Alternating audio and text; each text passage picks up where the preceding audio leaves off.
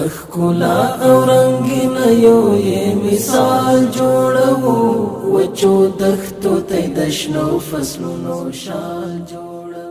د ولسي مناهي اړوند خیرخاني کوتل په اوږدو کې د ازادي پارک د بیارغونې چارې د کابل ښاروالۍ د زرغونتیا ریاست له لوري پیل شوې. ازادي پارک چې 9,962 متره مربع پراخوالی لري د کابل په شمال کې له مهمو پارکونو څخه شمیرل کیږي. د دغه پارک د بیارغونې په چارو کې د ونو اصلاح، د کرنیزې خاورې بدلول، د بیلابیلو نیالګیو کښېنول او چمن کرل شامل دي. په دې پارک کې زموږ هڅه دا ده چې تر راتلونکو 2-3 اونیو پورې سلګونه نیالګي کېنوو، همداراز زرګونه مرسل او زینتي ګلان کېنوو او د دې پارک ځینې سپیرې سیمې په چمنونو باندې وپوښو.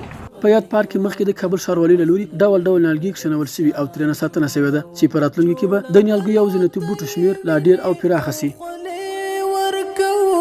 هر زحمت او هر تکلیف ته یې اوږې ورکوو، خپل د ژوند د قیمت وخت او شیبې ورکوو، په تڼاکو د نازک لاسونه پښې